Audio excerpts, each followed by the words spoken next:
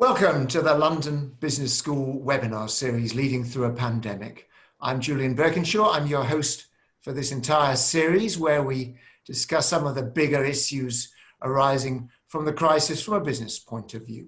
Today's topic is surviving past survival mode, learning from successful turnarounds and what this crisis may bring. And to help us steer through this important set of issues, I'm delighted that my colleague, Professor Michael Jacobides, is joining us. Michael is the lead faculty on our very popular course at London Business School called Managing Corporate Turnarounds. Welcome, Michael. Hello, and it's a pleasure to be with you, joining from sunny Athens today. Perfect. Thank you very much for making the time. So, without further ado, I'm going to hand over to Michael. Michael, please tell us what's on your mind with regard to these important issues. Thank you very much. Well, I would like to speak about surviving past survival mode.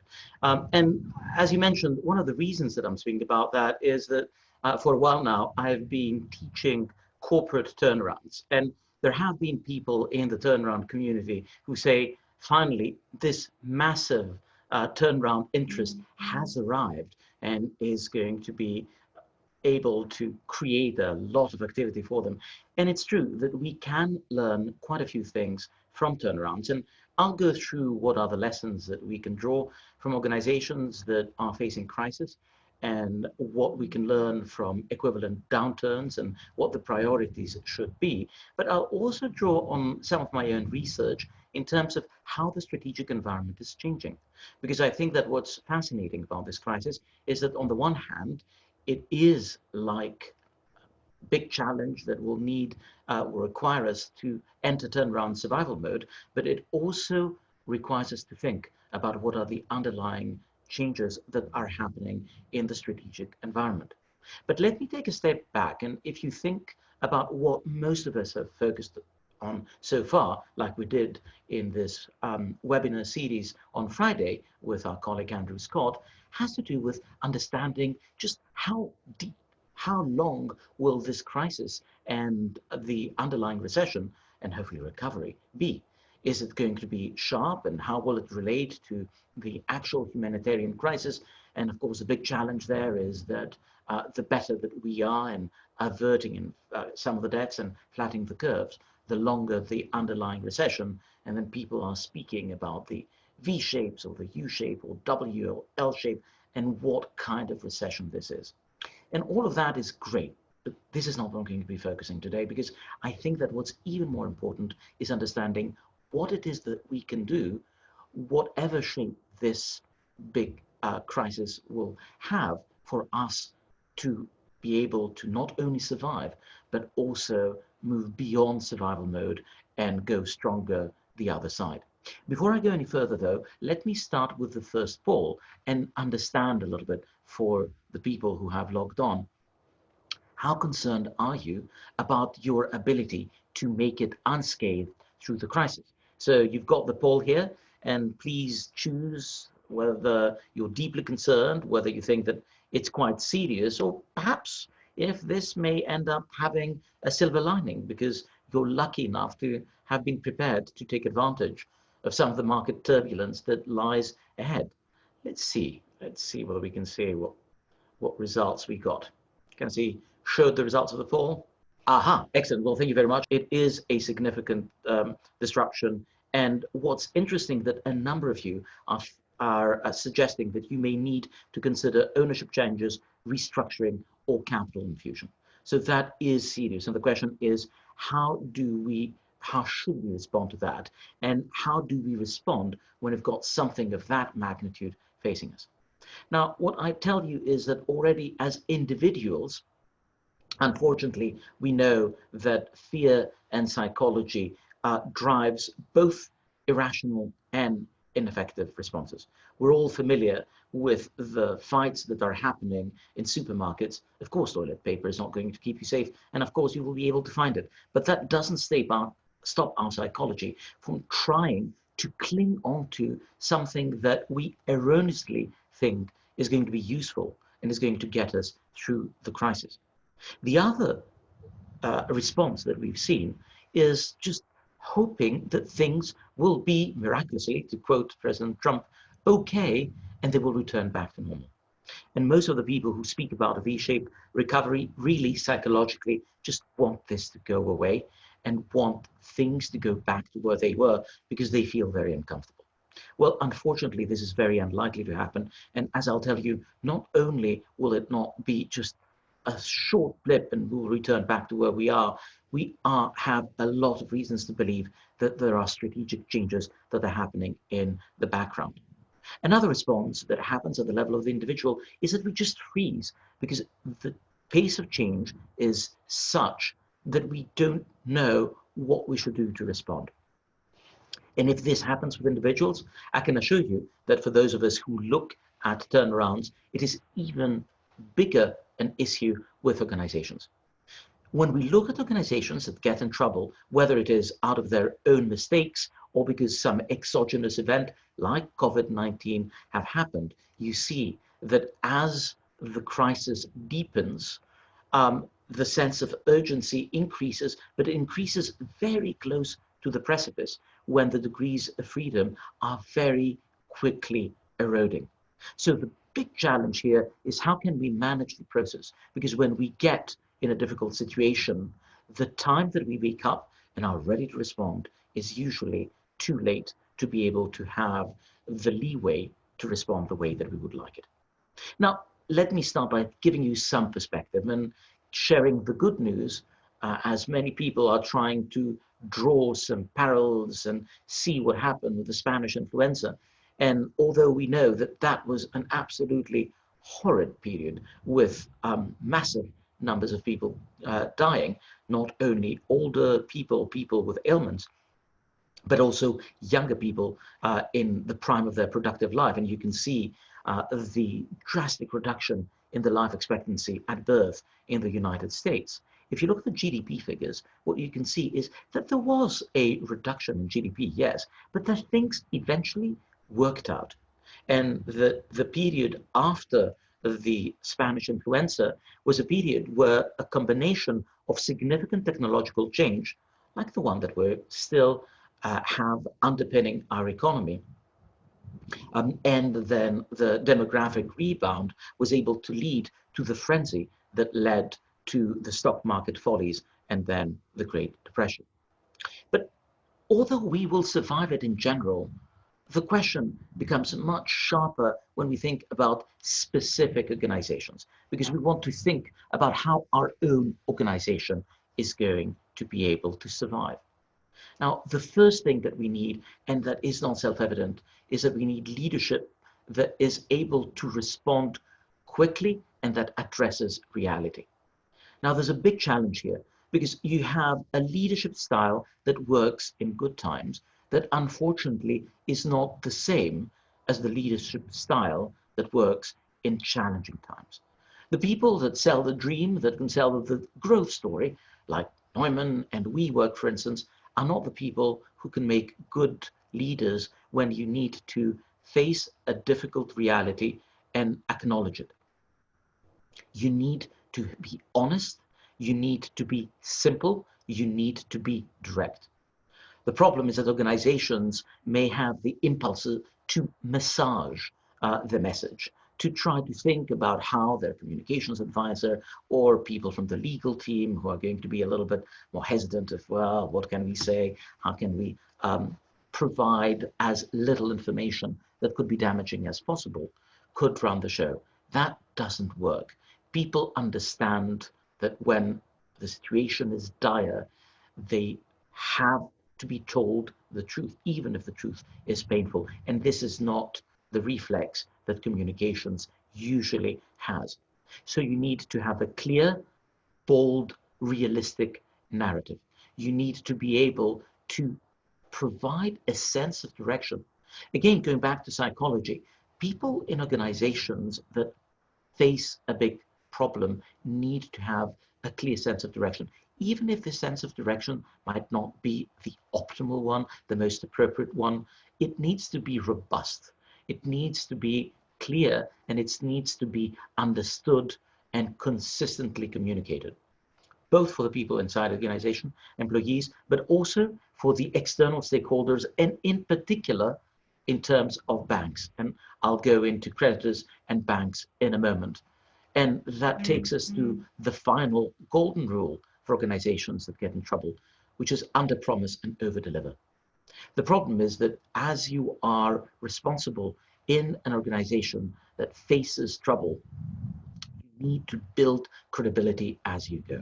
And under-promising and over-delivering is, without any exception, something that I've heard from everyone who's led a turnaround, especially for the creditors, for people who are wondering at any point whether they should pull the plug, whether they should take over the running of the show because they don't have confidence in you. Confidence is not driven by the beauty of your projections. It's driven by your ability to show that you will be able to deliver something consistently. Now, before I move into what we can do to think about the post-COVID-19 world, I'd like to ask you guys to tell me what you are doing to prepare for the post-COVID-19 world. Because in addition to thinking about the immediate survival, you may start already to be thinking about what you're going to be doing later. So take a look at the poll and please vote. Tell me, what is it that you're doing? Are you just frozen, not sure what lies ahead? Are you focusing on survival, managing the crisis? Are you perhaps starting to think about what that means for you strategically? But say, well, we'll have to wait and see. Or are you already launching a strategic rethink of your business in addition to changing the current operations?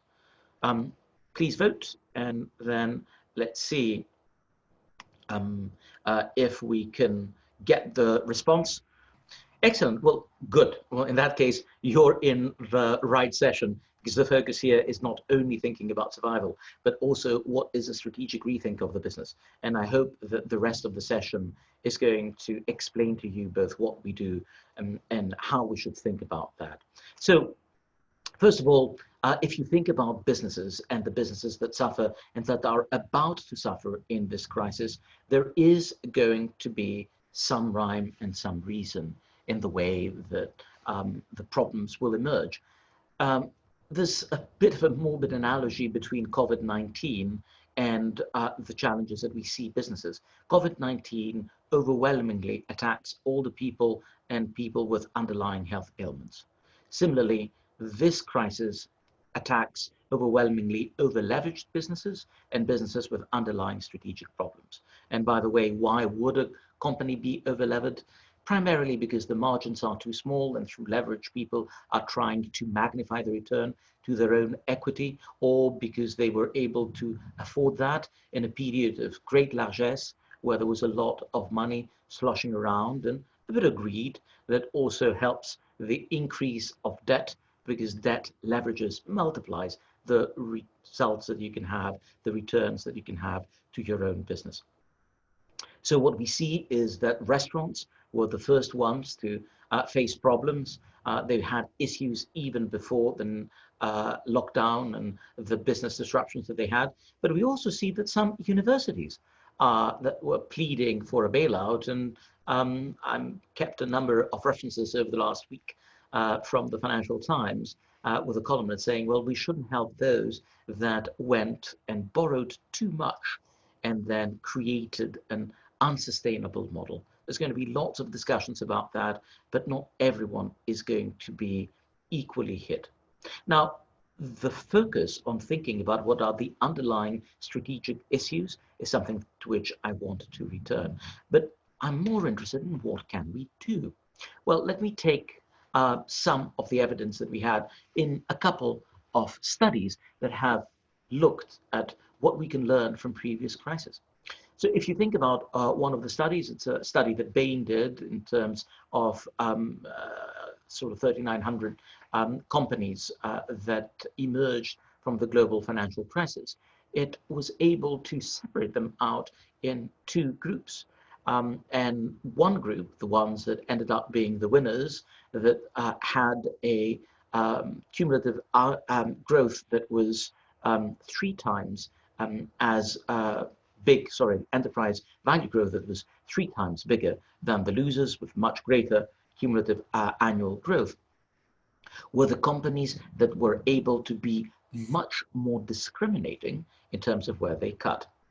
A couple of important things to note here. Many companies are simply cutting horizontally. They cut all of the expenses, they cut R&D, they cut CapEx, but they don't change the portfolios much. These were the companies that in this study were the losers, whereas the winners were the companies that maintained or even increased the R&D, but they did so in a more discriminating way. And for those of you who were in the webinar of Tuesday, my colleague Yanis Ioannou, looking at his own study in terms of what happened with companies in the global financial crisis, told us that the return on assets post-crisis of the companies that did not reduce their R&D investments, so that maintained their stakeholder engagement, were higher. And if you put both of them together, they were higher still. Now that leads me to the survival past survival. So essentially what we have to do is balance playing 2 games. The first game is survival. And in terms of survival, of course, we need to be able to have the luxury of staying afloat in order to think about another day. And that may mean refinancing, or perhaps it might mean needing to think about the ownership structure. Because if our debt overhang is so big that, unfortunately, because of this unexpected and massive shock, we will not be able under any conditions to repay it, we must already start speaking with our creditors about debt to equity swap or other ownership changes. And importantly, you need to be proactive. The time to be speaking to your bank is yesterday, because the sooner that the problem is articulated and the clearer your plans are, the better the options that you have are in terms of both surviving and the terms that you're going to get.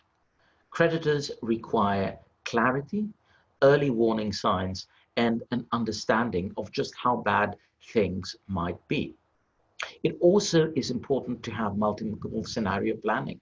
We do not know, we generally do not know how long this is going to go for, and then decide what will you do with different lines of your business, or perhaps with your employees and the plans that you have in terms of the different horizons that you get.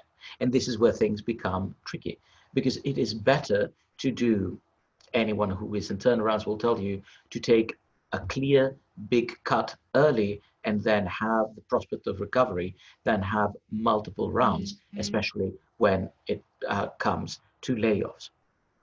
Cash is clearly king, and you need to preserve it. And organizations are usually driven to focus in profits and EBITDA, but the focus now is different when you start thinking about cash, which you must preserve without undermining your own existence. And there's a couple of things that you do as a knee-jerk that might do that. First, you may be too harsh with your suppliers. You need them to be around. And the auto manufacturers that were too tough on the suppliers found recovery harder, partly because they depend on them. So your partners and your suppliers require quite often a hand from the larger businesses on whom they are dependent in order to make it through. And you need to be more thoughtful in terms of how aggressively you keep it. Being realistic and knowing where cash goes is important, but on the other hand, make sure not to overdo it. And finally, in terms of survival, communicate, communicate, communicate, and do that directly. Very important, stakeholder engagement and creating a clear sense of where you're going from the leadership, not just the communications advisor, is absolutely crucial as you build the confidence for survival. In addition to survival, you have to think about rebirth. And the first is you have to think about the business model resilience. Am I going to be able to keep the model that I had as things change? And we are not terribly good at understanding change, as I'll tell you in a moment. The underlying monetization, even in an institution like London Business School, where we are asking ourselves these questions. What happens if we move to a virtual world? Do we want to have a blended existence? They're not easy questions. They have to be asked, and we have to start thinking about them early enough. And you need to think about how you're going to be fixing the underlying causes of the problems. If you think about the problems that we see with restaurant chains, they're not just because they have been shut and they're not able to make money now. That may be part of it. The question has to do with how unique the value proposition is, how sustainable the position is given the landscape of other competitors, and what are the habits of people, whether they go out or whether they want to have ordered food. More importantly, when you think about rebirth, you need to think about how you can allocate funds, cash, and energy wisely. And the reason is that there is a strong inertial tendency in organizations when this inertial tendency is going to be a very bad counsel as the world is changing around us. Why? Well, consider this piece of research that looks at the behavior of individuals and looks at habit formation. The most recent highly cited study that I saw from 2009 says that habits form from anywhere from 21 to a little over 80 days, but that the average habit formation is 66 days. Now, a glass of water is 21 days, 50 sit-ups takes more than 84 days, but most habits are around 66 days. And that is interesting because if you think about it as a customer, and if the lockdown may last 2 months, we are speaking about the possibility of creating new habits that will permanently change the way people think, they respond to their employees, and they consume. Many of you will have seen this little meme that goes on around saying who led the digital transformation of your company, and yes, it is COVID-19. Well, I'm giving this webinar from Athens, and Greece had been struggling, stuck in the absolute last place in terms of digital transformation for a couple of decades in terms of its government.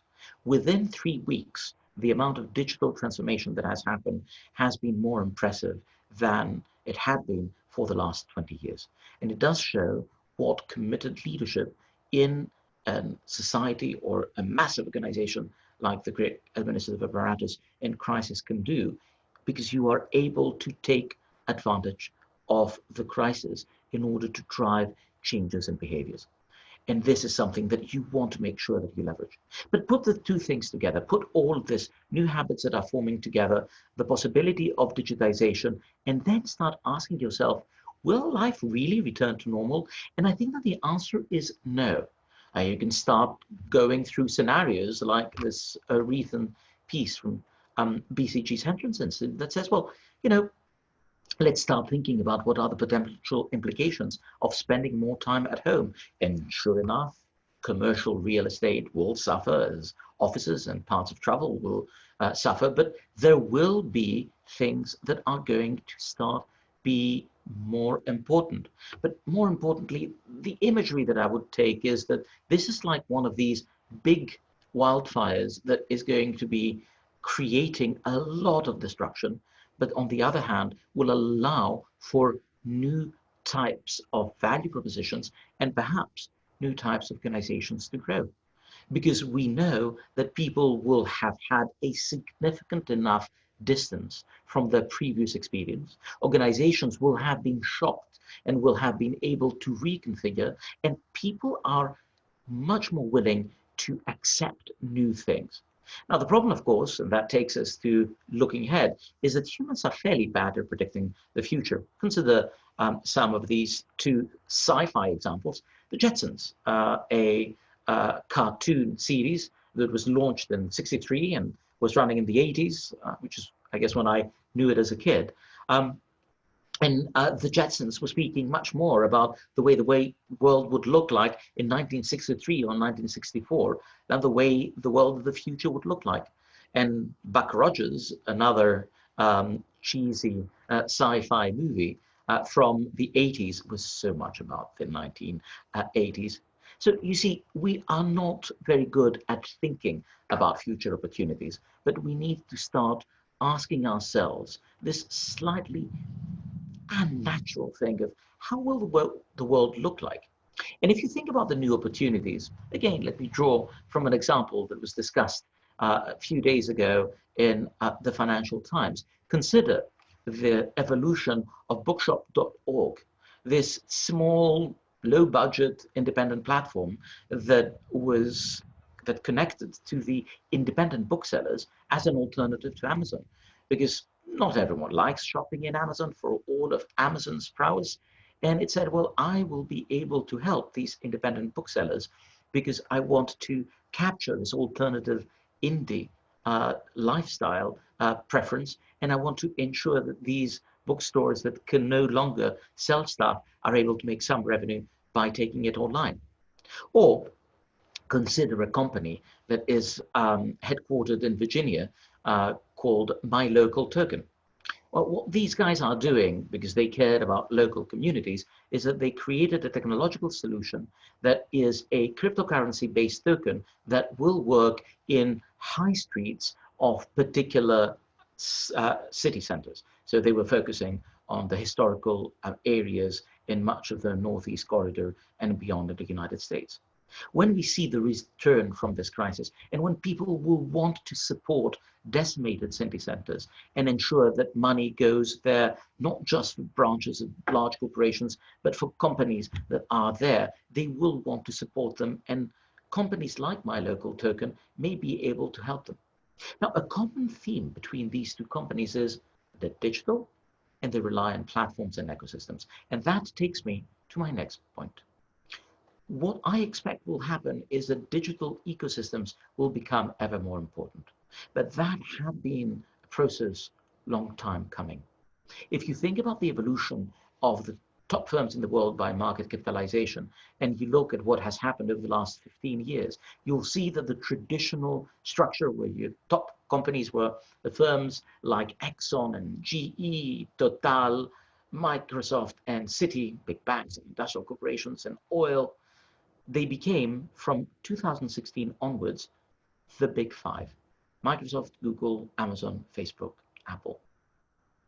And what I expect to see is that these firms who have created the web of relationships will have an even stronger hold. Amazon clearly has grown massively. And what is changing is that we have a much greater reliance on phones. And imagine what's going to happen over the next few months, because I think it's super important. We are now starting to think about creating certificates that allow us to understand who will go in the workforce or not, how we'll be able to communicate with the government, with the authorities, show that, find out where the problems exist. That means that a number of these needs will be mediated by many of these digital platforms. We will revisit the way that we connect to the phone, the way that we connect to the health services, the way that we connect to government. And that means that there is going to be an even stronger need to think about issues of regulation and issues of policy and issues of strategy, of the way that you connect to these digital platforms that are changing the world. So if you want to move beyond survival, you need to think about repositioning and investing. Think about this disruption as a fortuitous discomfort. This is compressing the change that is happening. A few days ago, I was speaking with the head of economic policy of one of the big five companies that I was speaking to a moment ago.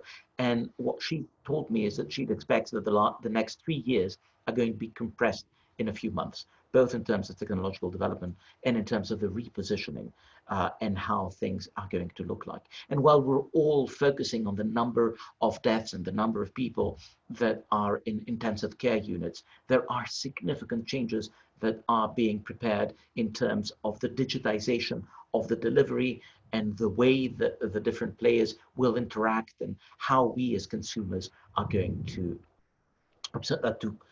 absorb them. We need to track the changing needs, both in terms of what that means for consumers and for our partners with whom we connect. And we will need to think about how we can best embed in terms of digital ecosystems. We will also need to reallocate capital, which is another important part of what will be driving change, including opportunistic merger and acquisition. I expect that the ownership landscape is going to be different as we look ahead.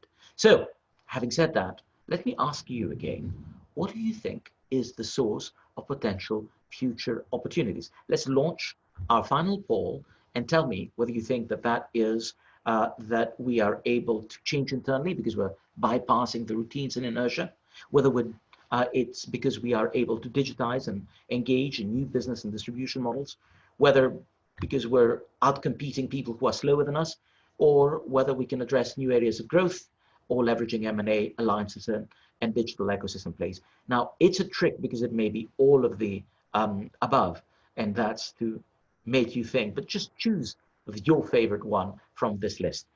Let's see what that is. Terrific. So most of you think that it's the ability to digitize and engage in new business and distribution models. And a number of you think that it's the ability to outcompete the rivals and your ability to leverage the M&A and alliances and digital ecosystems. Well, closing that poll, I think that the point about the reallocation of capital is quite important. And I'd like here to point to the fact that companies tend to let history dictate their future. So first of all, companies are so inert that they tend to have what academics call the 1/n bias, i.e. they try to equidistribute to the number of divisions. And there's research paper like the one that I cite here from the Strategic Management Journal that says, well, you know what, if you simply change the boxes, you can change the allocation of capital. If these boxes don't change, the allocation of capital does not change either. Or this research from the McKinsey Quarterly that says that the companies, if you look at companies and you divide them between those that tend to allocate capital in the same way, i.e. that one year predicts the other, versus those that are more responsive to market changes, you can see a very significant difference in terms of the capital reallocation companies and the overall profitability. So the more you're able to reallocate, the better off you'll be. So with that, let me offer you a tool to navigate the crisis to make it a little bit more concrete. And it's just a 2x2, but I think that trivial and straightforward as it is, it can help organize the discussion for what we need to do within our own organization. You can think about the different types of activities that exist in your organization, or you can think about the different businesses that you have, those of you leading multi-business organizations. So are your units challenged today? And will they be promising tomorrow, given all the changes that we mentioned about tomorrow? And of course, you can think that there are some that are both challenged today and that won't really add value tomorrow.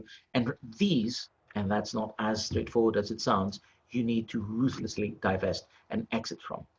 My experience is that organizations tend to do that much more gradually than they should. Having the possibility of using the crisis as an opportunity to moving quickly out will free up resources and energy that is going to be very useful for you. Clearly, the ones that work well and will be promising tomorrow need to be maintained and defended. But this is also where you may want to think about how to consolidate and expand.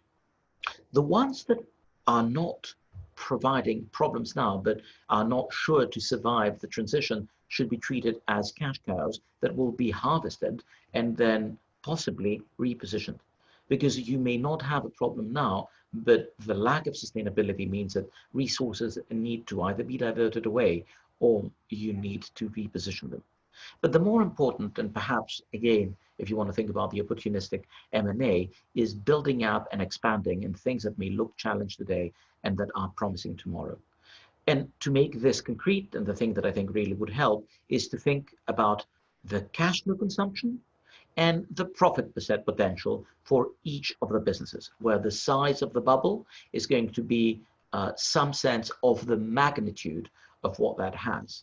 So even if you are somewhere stuck straight in the middle, which is not quite sure where you're at, you're able to know at least what is your profit potential and just how much cash flow this absorbs.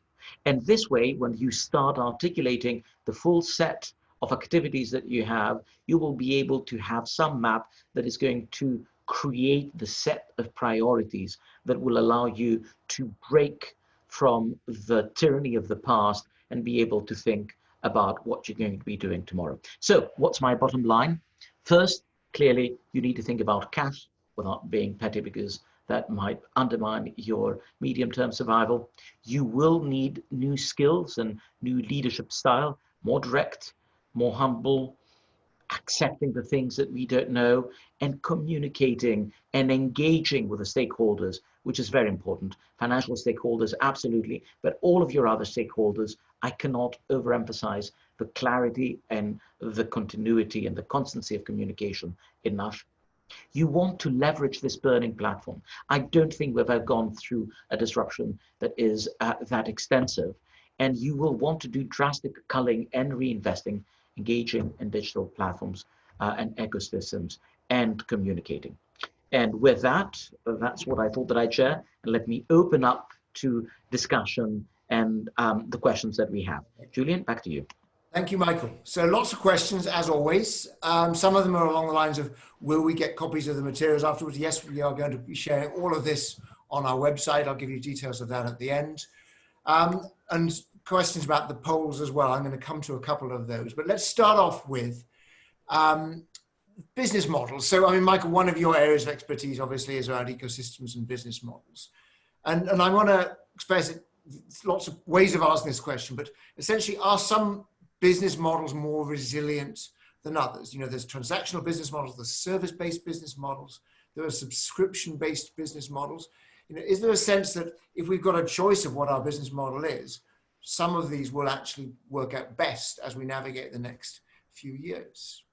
Well, you know, it's interesting because I think that we may see that there's going to be some change in terms of the conventional logic here, because if you think about these business models, subscription had been something that people were getting increasingly interested in, and you could see a positive association between the subscription business model and the way that the companies are valued.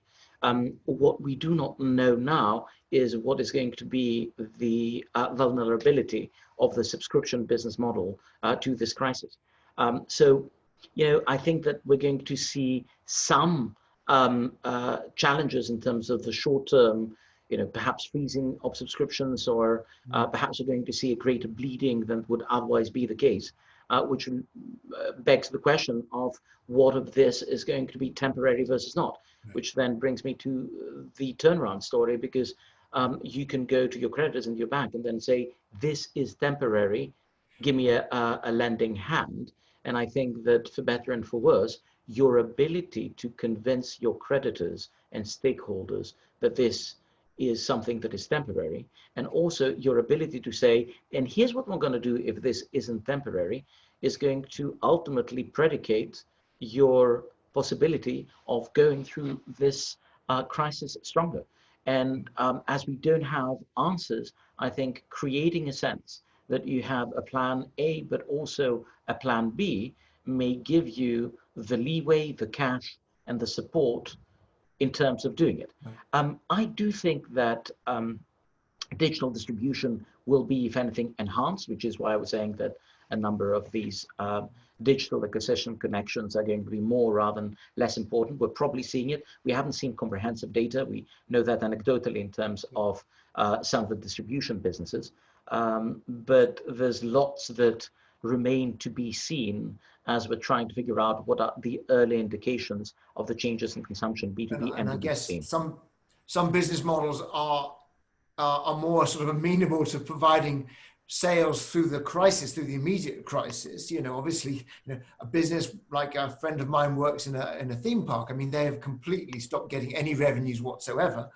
But that's a very different story than, you know, what is the business model that is going to perhaps provide you with cash flows a year from now. Can I just pick up on one thing you said, which is it's the digital companies, the FANGs, if you want to call them that, the big tech companies. I mean, your story seems to say these guys are going to get even more powerful. I mean, do you see any kind of caveats to that? Yes, there's a very strong caveat here. And I think that what is really interesting is that this is going to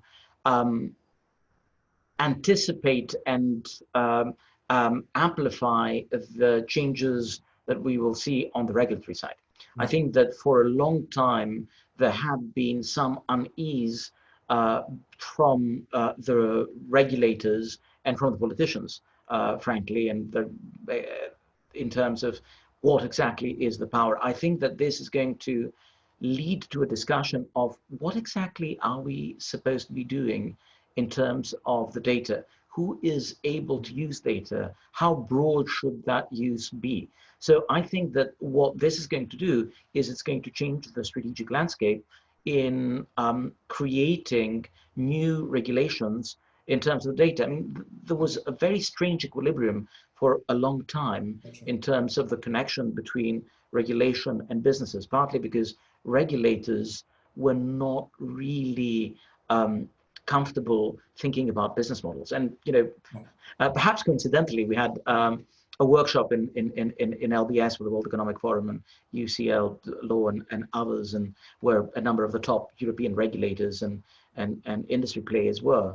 And I think that it is interesting to see from the discussions around events such as these, that there is a change in the interest of regulation to start thinking about these business model issues. So I do expect that to be important.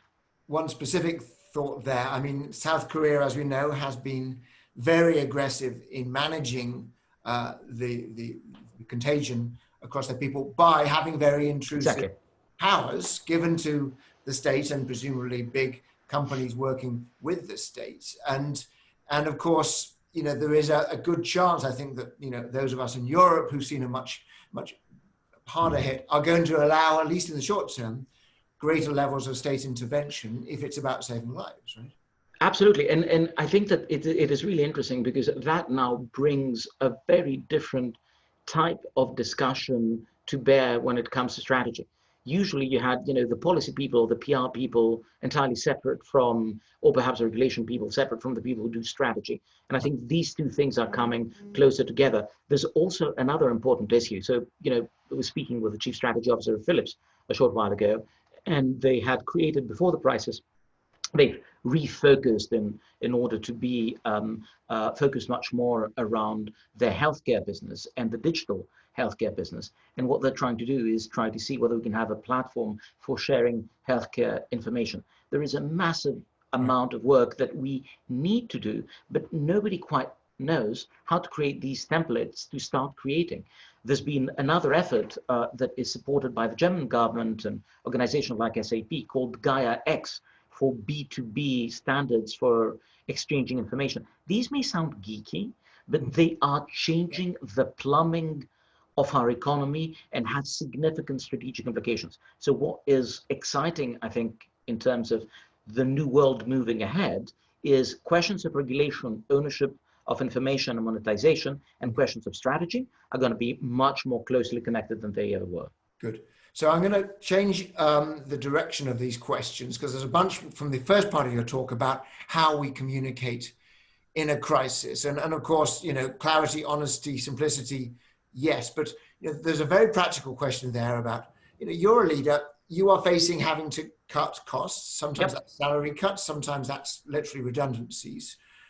You don't know how deep the bottom is. You don't know how far down you're going to go. There's a kind of a rule of thumb that says you should try to make one big cut rather than two or three smaller cuts.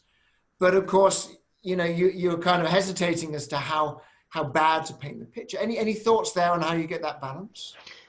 Yes, a couple of things. The first thing is, how do you manage the communication and how do you make sure that people understand it? And the second thing is, how aggressive should you be?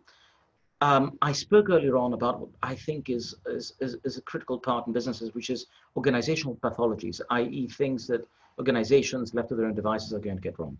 And I think that managing downturns is rife with mistakes that are well-intentioned, but there are things that simply don't work. So experience shows that it is better to cut more deeply than you would.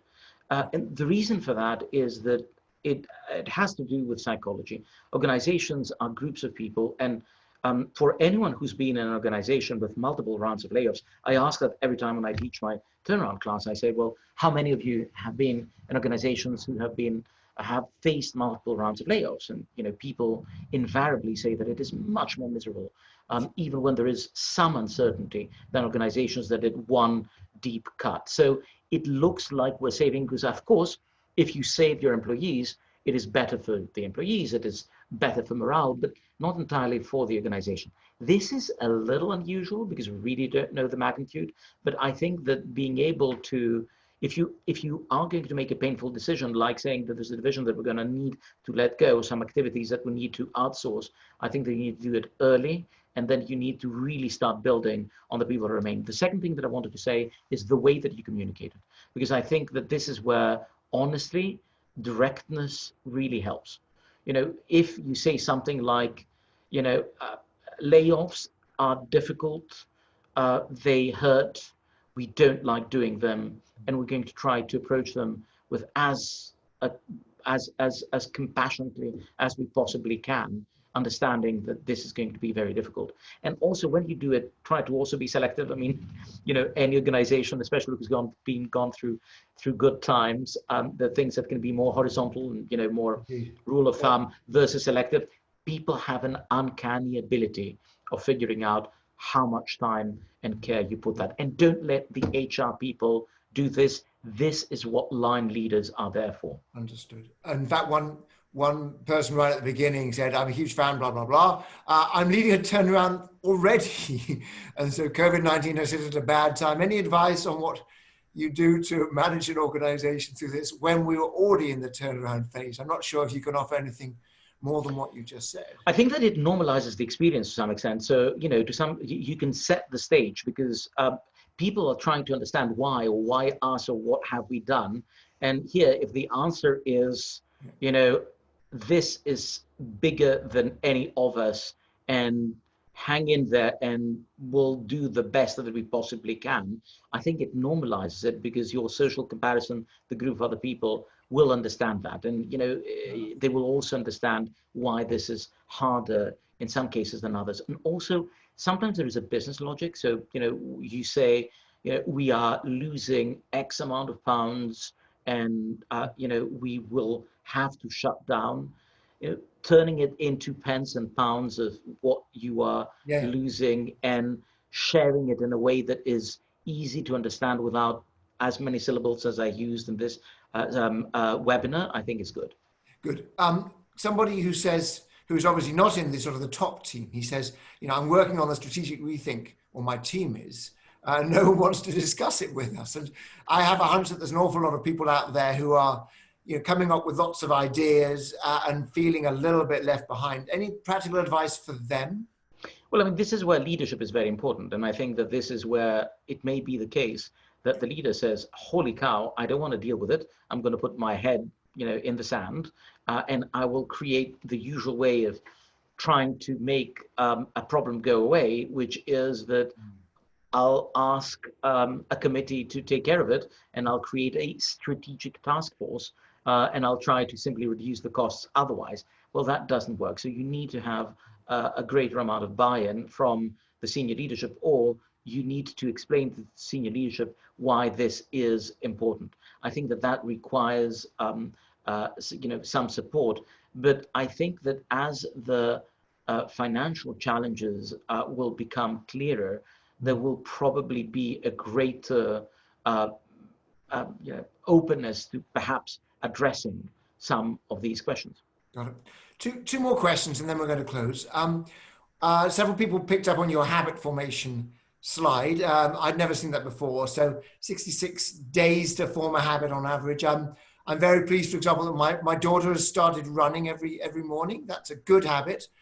Some of us, myself included, our consumption of alcohol has probably risen. That's a bad habit. But what can we as leaders of others do to, shall we say, take advantage of this habit formation thing? Any tips for us in terms of getting ourselves, or indeed our colleagues? I realize I'm taking you out of your usual comfort zone, but why not? That's fine. I don't mind being taken out of my comfort zone here. Well, the reason that I was speaking about the habit formation bit is that I do think that the way both we shop and think about the way that we consume is going to be much more up for grabs. And the automaticity that we had built in the way that we are spending our money and our resources as consumers is going to come under much greater scrutiny, because it is different to be in a period of shock which is prolonged. Again, this is the difference between the V or not, right? Everyone says, oh, I want to go back. When this is prolonged, and it's not like 1, 2, 3 weeks, but it gets close to 2 months, this is changing. And this is why I think that there are more things that are up for grabs. And also, this is why I think that digital becomes more interesting. So the question that I would have is, well, how can we use part of these digital trends a little bit more to our own advantage than otherwise? This is on a pragmatic nature. And there's a number of processes that for some reason existed there and we never thought that would circumnavigate. Well, pushed with adversity, we've done so. So I think that what I would do proactively is to say, we've managed to adjust rather better using Zoom like we're using right now and other communication means. Guys, while we're at it, what else would you do? And then I think that as things seem heading towards something that is, closure, it is trying to say, how can I use part of this push, part of this burning platform to revisit, allowing people to say, now that we have unlearned a set of behaviors, how can we learn it? Less than we will proactively teach them stuff. Perhaps behavioral patterns will actually improve. Zoom helps people that dominate to be able to be kept within their own zone. So perhaps, alpha males might be a little less of a challenge after that. Who knows? Good, indeed. So I've got one final question. It's a slightly meta question. Somebody who's been taking part in a lot of these webinars, and I guess there's quite a few on the call who've done that. They say, look, it's noticeable that the polls are skewed to the right. In other words, a lot of the answers are actually pretty optimistic. Are we at risk of being overly confident? Are we actually risking our survival by deluding ourselves? So obviously you can't answer that question, but is that another sort of aspect of this? We are actually quite bad at seeing our own flaws and our own understanding of the situation. I'd say yes, possibly, but I mean, the big open question here is going to be what is going to be the policy response, because I think that there is we already are going to have a deep recession, we know that, but the more that you upend the productive tissue, the deeper the problems become, because the production inevitably will reduce more. So all governments are trying to find ways, some more efficiently than others, the Swiss better than the Brits, for instance, in providing loans or financing for some of the small businesses. And the problem, of course, is that we were already leveraged in the beginning of the crisis. I think that the question that we're going to be faced with is what kind of support is going to be given as a short-term patch, which is probably going to be then followed by inflating our way out of the problem. And we're also going to see differences in terms of the responses, where we've seen the number of jobless people in the US jump much more quickly than they have in Europe as a policy choice. So it's going to be a natural experiment in the process. I suspect that countries like the United States that have historically seen regeneration as a result of changes in what companies do may find that some of this optimism may be a little bit more misplaced. And I think that the question that I would have is does that mean that we're going to change ownership and that the equity is going to be wiped out? For instance, I think that the valuations of stocks may probably be more optimistic than I would have thought now, because I think the problems are deeper and the equity value may suffer. But the answer is a yes, we may, but policy may mitigate it. Perfect. But it's too deep a question to give a quick answer. I'm afraid we are out of time. And just before we go, a couple of thoughts. First of all, Michael's raising some of those interesting economics policy questions. And we do have several of our macroeconomics experts from London Business School speaking in subsequent webinars, not next week, but the week after. Before we go, I would like just to alert you all to the next webinar in our series. Obviously, many of us are taking an Easter break right now, starting from tomorrow.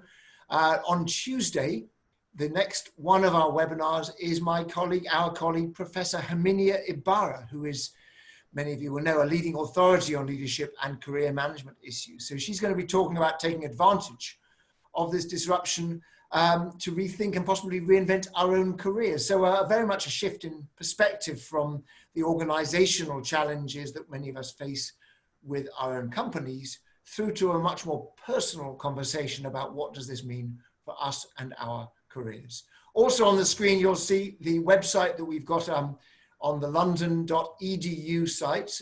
You can see there both opportunities to sign up to subsequent webinars and also recordings of all the ones that we've done so far. So I look forward to seeing you all again on Tuesday with my colleague Herminia. Thank you once again for attending. Thank you, Michael, for a terrific and fascinating insight into the challenges of managing turnarounds in this crisis.